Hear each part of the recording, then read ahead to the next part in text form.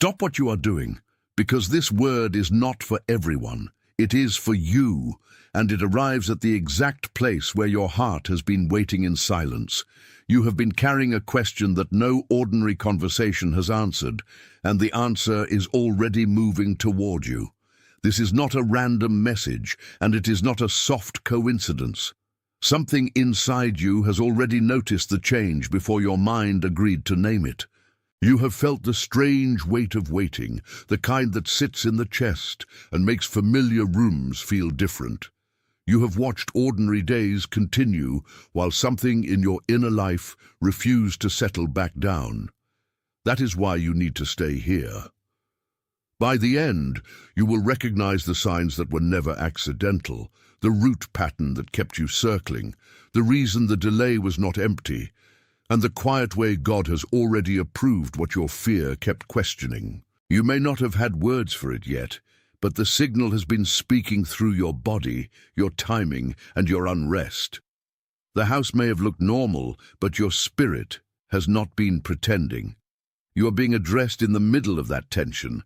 You are not being dragged into confusion. You are being brought into clarity, and clarity always begins with recognition. You know the feeling of waking before the alarm and lying still while the room remains dark, listening to the ceiling fan and the small sounds of the house that has not yet started its day.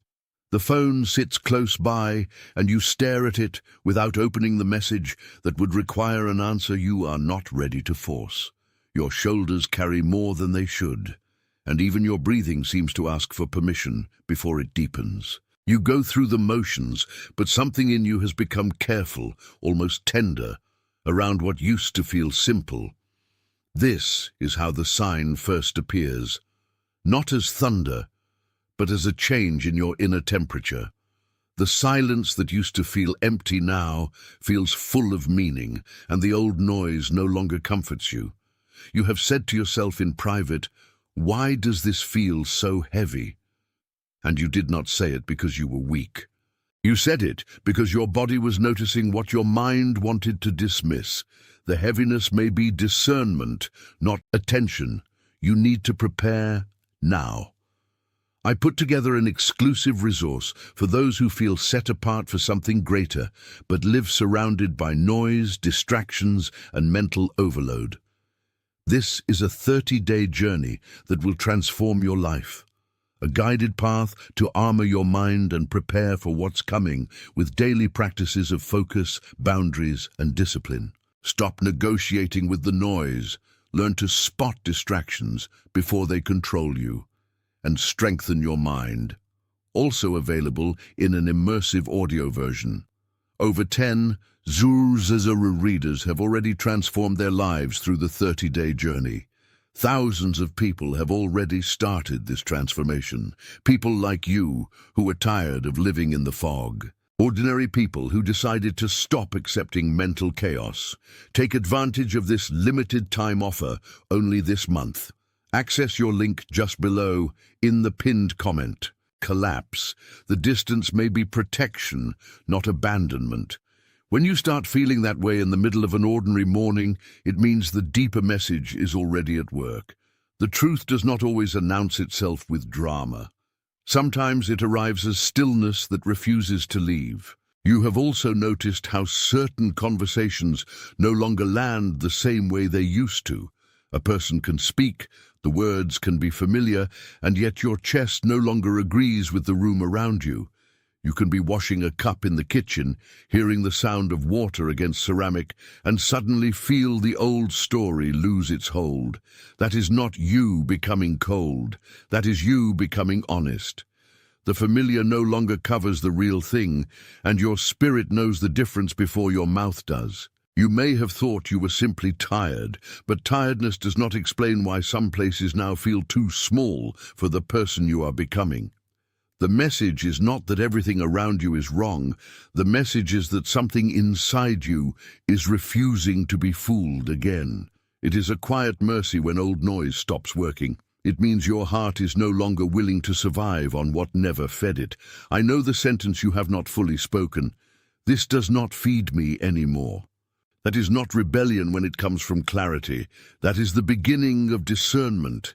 God often starts by making the old room feel less like home. Then he shows you why. There is a reason the timing has felt strange too. You have opened and closed doors in your mind before ever touching them with your hands. And each time the atmosphere has told you no before the situation did.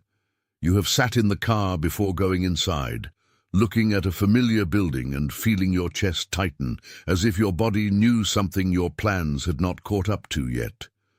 That tension is part of the sign. It is the body's way of speaking before the spirit has finished translating. What you call delay may be the space where God is removing what would have made the wrong door look right. What you call silence may be the mercy that keeps you from making noise in the wrong direction. The pressure to force an answer is real, but it is not wise. The old pattern always says hurry, explain, prove, perform.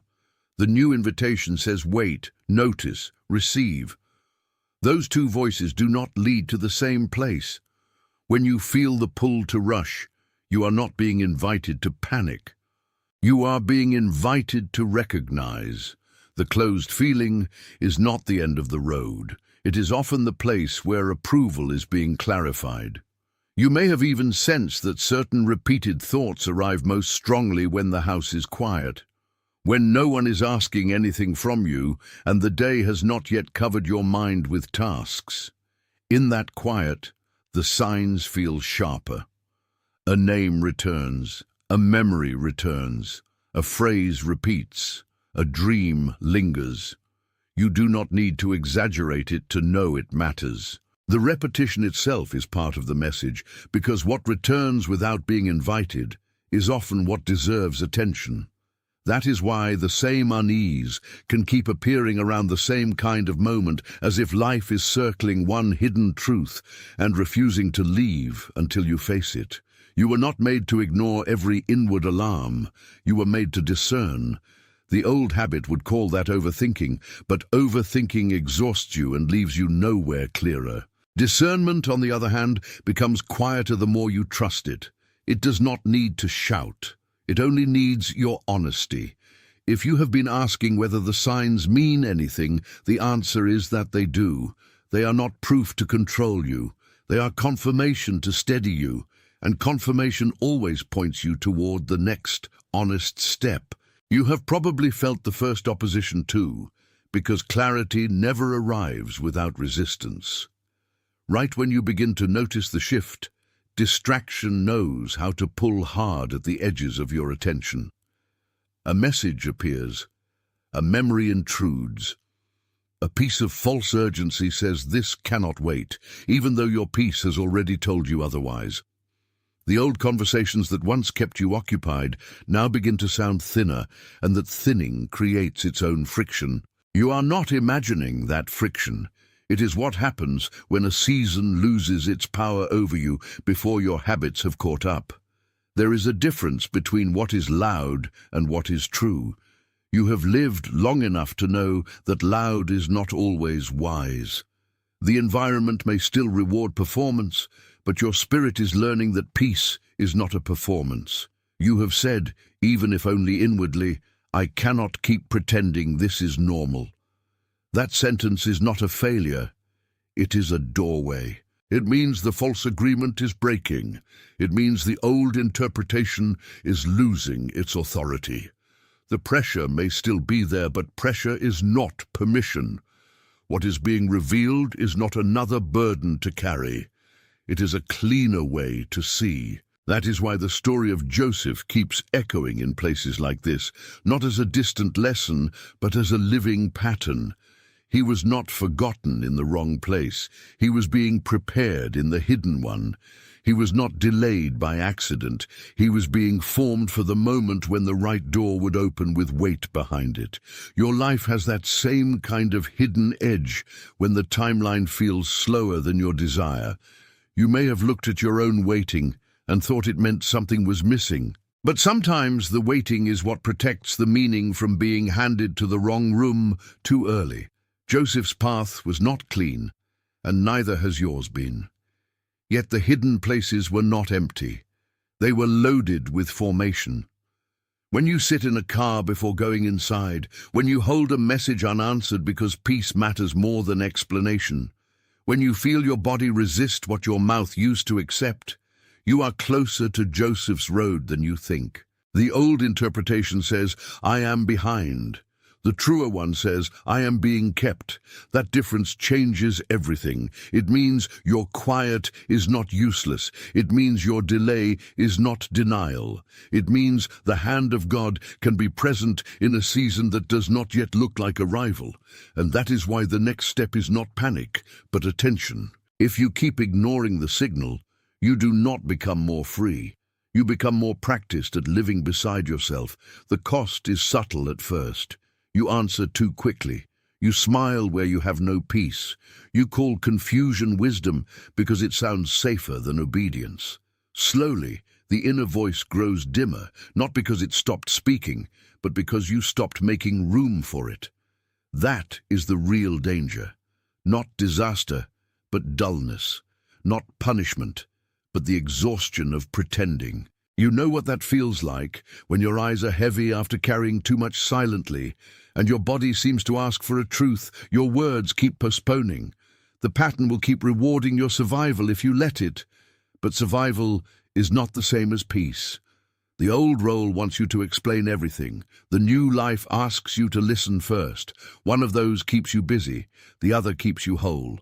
You are not being warned to frighten you. You are being warned so you do not mistake numbness for maturity. The moment you stop listening to what is being revealed, the same lesson returns through another door. That is how mercy repeats itself. And mercy repeats until the heart finally says yes. So when the sign comes again, and it will, do not treat it as background noise.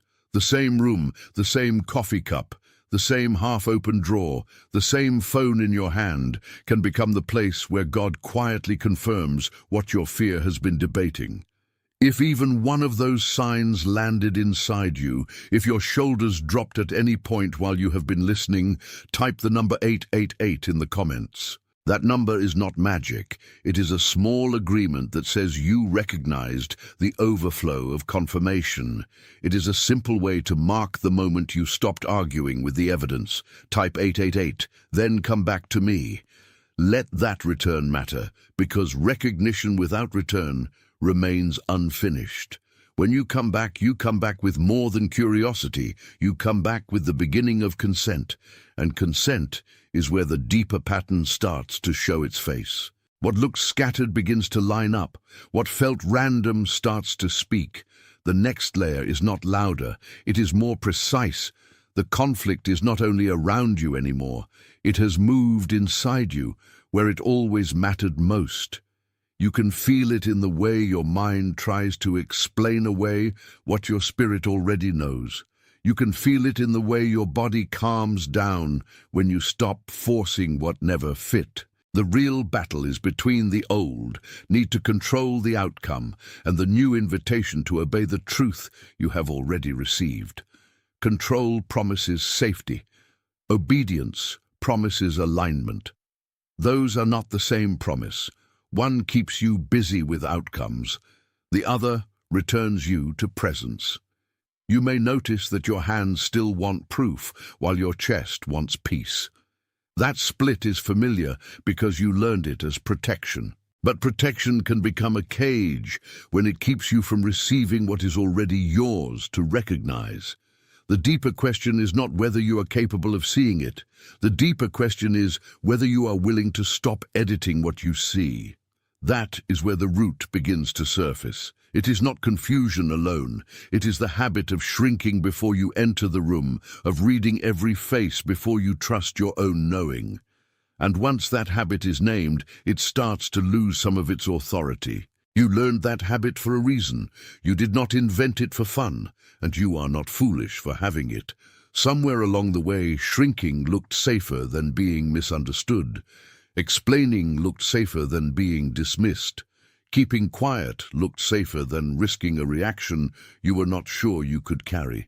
That is how survival writes itself into a person. It makes caution feel holy when it is really just familiar. It makes delay feel responsible when it is really just fear with better manners. You have been carrying that pattern long enough to know its cost. It makes your voice smaller in rooms that ask you to disappear a little to belong. It makes your shoulders rise before your truth can breathe. It makes your inner life work too hard. There is no shame in naming that. The shame would be in pretending it has not shaped you. But naming is not the end of your story. It is the place where the story starts to loosen. What formed in fear does not stay sovereign when truth arrives. It only loses power if you keep feeding it with silence. And silence is no longer asking you to hide. It is asking you to listen. When you listen honestly, you begin to notice the difference between anxiety and discernment. Anxiety scatters your attention and makes everything urgent at once. Discernment slows the whole room down and lets one truth remain standing after the rest has fallen away. You know the difference in your body before you can explain it. Anxiety makes your throat tight and your thoughts run ahead of your peace. Discernment makes your breathing lower, your hands still, your mind less crowded. The old pattern wants you to treat every discomfort as a threat. The new pattern reveals that some discomfort is simply the soul refusing to go numb. That is why a quiet sentence can rise in you at the strangest time. Something here is not right. You do not need to panic to honor it. You only need to pay attention. The body often speaks first because it has been carrying what your words avoided. When the body settles after confusion loses power, that is not imagination. That is alignment beginning, and alignment always asks the mind to stop overruling what the spirit has already perceived. The cost of refusing that alignment is not dramatic in the short term, but over time it is expensive. It drains energy you need for what is actually being prepared. The draining often happens through people and environments that still reward the old version of you. A room can seem warm while still asking you to shrink. A conversation can sound caring while quietly pulling you back into an expired role. A familiar relationship can keep nudging you toward the posture you outgrew the moment you began to listen differently. This is where discernment matters without turning into suspicion. You are not being told to fear everyone. You are being told to notice what requires you to disappear a little in order to stay. That is not always obvious at first. Sometimes the drain is subtle, hidden inside politeness and habit. Sometimes it is wrapped in what used to feel safe. But safety that costs you your inner voice is too expensive. You may leave a conversation and feel tired in a way that sleep cannot fix. You may sit at a table and sense that your peace has already started leaving before your body stood up. That is not you being dramatic. That is your soul keeping score. The root pattern is not healed by pretending those rooms do not matter. It is healed when you stop confusing peace with disappearance. And when that confusion breaks, the next step begins to appear. The opposition has a strategy, and it is rarely as obvious as you expected. It does not always attack with fear alone. Sometimes it works by keeping you busy with lesser urgencies until you forget the one thing that mattered. Sometimes it sends just enough distraction to blur the edge of your clarity. Sometimes it plants doubt in the middle of obedience and calls that caution. You have felt that when you were about to pray and suddenly remembered 5 smaller tasks. You have felt it when you were about to rest and then convinced yourself that rest was irresponsible. The strategy is simple. Tire you until discernment feels expensive. But discernment is not a luxury. It is stewardship. The old pattern will always prefer noise because noise makes you easier to move. The new invitation asks you to pause long enough to notice which urgency was real and which one was borrowed. There is power in that pause. There is also cost in refusing it. When you live at the speed of every demand, you become easier to control and harder to hear. But the voice leading you now is not trying to speed you up. It is trying to free you from the pressure that never belonged to you. That is the threshold. And thresholds are where the old story starts to lose its grip. You are standing closer to that threshold than you realize. Something in you has already stopped negotiating with what has been revealed. You can feel that in the way certain answers no longer satisfy, in the way certain excuses now sound too thin to carry the weight of your life. The old survival pattern wants one more round of explanation. The new life wants one clear act of trust. That is the difference between circling and crossing. You have circling energy in you when you keep returning to the same question with the same fear. You have crossing energy in you when you finally admit that the question is already answered in your peace. This does not mean every detail is visible. It means the direction is, and direction is enough for now. The room does not have to be fully lit for you to know which door is yours. It only has to be honest. What you have been calling hesitation may actually be the last moment before surrender. The body knows when a threshold is near. The breath changes, the shoulders lower, the hands go quiet. That is not collapse, that is readiness.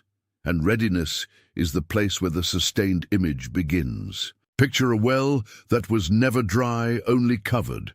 For a long time, the opening stayed hidden beneath dust, old boards, and the neglect of people who forgot to look closely enough. Yet the water remained, deep, still, waiting. That is what your life has been like in this season. The supply was not absent just because the surface looked forgotten. The depth was never lost. It was kept. You may have mistaken covering for emptiness, but the well remembers what the house forgot. It remembers the hands that once came close. It remembers the coolness under the dust. It remembers the sound of water, even when no bucket touched it. You have lived some of your own days like that, walking through a familiar room and feeling that the deeper part of you had been hidden under the ordinary. The image is not about fantasy. It is about preservation. Something in you was not being denied. It was being guarded for the right hour. That guard can feel like silence, and silence can feel like absence if you do not know how to read it.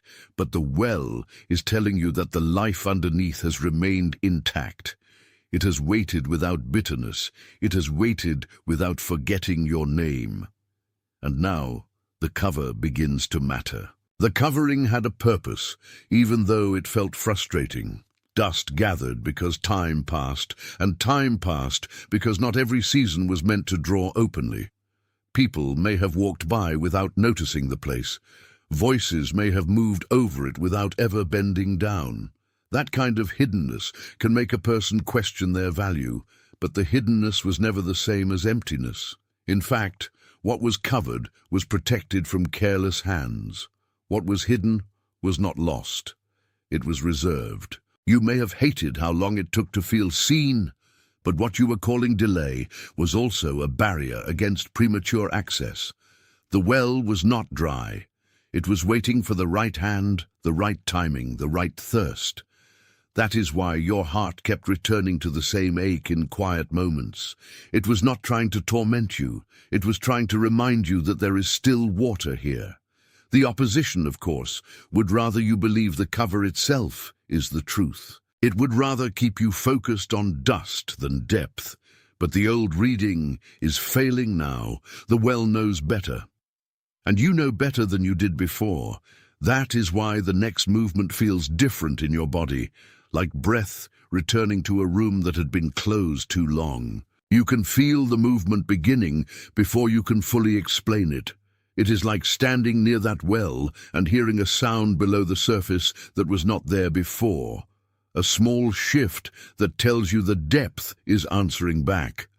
The covered thing is not dead. It is stirring.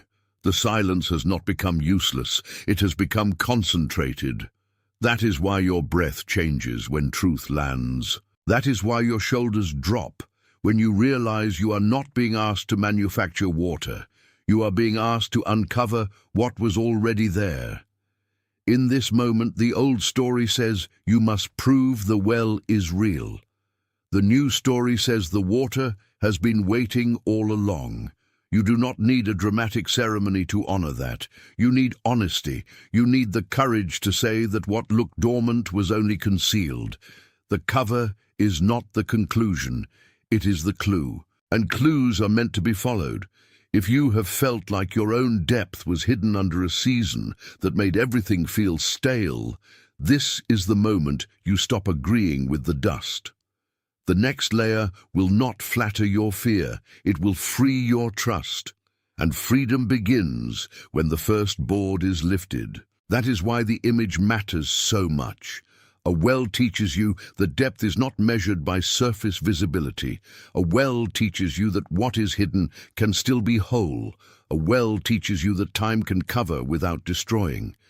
You have needed that kind of truth because too much of your life has been interpreted by what was visible at a glance. But you are no longer living for glances. You are learning to live from depth. That is a different obedience. It does not rush to explain itself. It does not panic when the surface looks still. It listens for the sound below. You may have felt foolish for still believing there was more under the cover, but that belief was not foolish. It was faithful, and faithfulness does not always look productive from the outside. Sometimes it simply keeps showing up to the place where the water was promised. The old version of you wanted instant proof. The new version accepts witness. That is enough. When you know the well is there, you stop begging the dust for permission. You begin preparing to draw. And preparation is where the return begins. The deeper layer is not asking you to perform. It is asking you to remember. Remember how often God has kept what you thought was lost. Remember the mornings when you thought nothing was moving and then later saw how much had shifted under the surface. Remember the times when the silence felt like rejection, only to discover that it had preserved you from a lesser answer. The well becomes more than an image when you realize it is also your story. You were not made to live on the surface of your own life. You were made to draw from the depth that still belongs to you. So do not let the cover talk louder than the water. Do not let the dust define what remains beneath it. There is a reason your spirit kept pressing against the same ache. There is a reason your body kept telling the truth before your mind had words. The next part of this is simple, though not always easy. You reach down, you listen, and you refuse to call hiddenness the same thing as loss. What has been covered is beginning to matter again. What has been waiting is not forgotten. What has been preserved is now speaking. And when it speaks with the quiet authority of something that never left. Stay with that sound, because it is leading you home. The well does not ask you to become someone else before you draw. It asks you to acknowledge what has remained present beneath the cover. That matters because fear keeps telling you that you need to earn access to what was always yours to receive. The truth is gentler and stronger than that. The water is not impressed by your performance. It is available to your return. You may have noticed that when you stop fighting the silence, you begin to hear what has been true for a long time. The old interpretation said, your delay was proof of lack. The new interpretation says your delay was protection from taking from the wrong place at the wrong time. That is not a small difference. It changes the way you carry your own history. It changes how you look at the seasons that frustrated you. It changes the way you answer the next opening when it comes. You are not being asked to chase what escaped you. You are being invited to uncover what stayed. And once that invitation is accepted, the next paragraph of your life is already underway. It begins with a smaller action than your fear expected. It begins with the courage to come back to the source. Come back to the place where you first knew there was more. Come back to the quiet that exposed how much noise you had been carrying. Come back to the truth that does not need to shout to be real. You have spent enough time circling the cover. The real work now is the uncovering. That is why I am asking you, in the middle of this movement, to write a phrase that names what you have recognized. Write esto desperto in the comments, then return to me. That phrase is not a slogan, it is a witness. It means the well beneath the dust is no longer invisible to you. It means your inner sight has opened enough to know that the depth was never dead. It means you are no longer sleeping through your own confirmation. Come back to me after you write it, because what follows is not a new story, but the same story finally being lived with your eyes open. When you return as someone who has stopped calling the cover the whole truth. And that changes the way the attention. You need to prepare now. I put together an exclusive resource for those who feel set apart for something greater, but live surrounded by noise, distractions, and mental overload. This is a 30-day journey that will transform your life. A guided path to armor your mind and prepare for what's coming with daily practices of focus, boundaries, and discipline. Stop negotiating with the noise. Learn to spot distractions before they control you, and strengthen your mind. Also available in an immersive audio version. Over 10 Zuzazara readers have already transformed their lives through the 30-day journey. Thousands of people have already started this transformation. People like you who are tired of living in the fog. Ordinary people who decided to stop accepting mental chaos. Take advantage of this limited time offer only this month. Access your link just below in the pinned comment.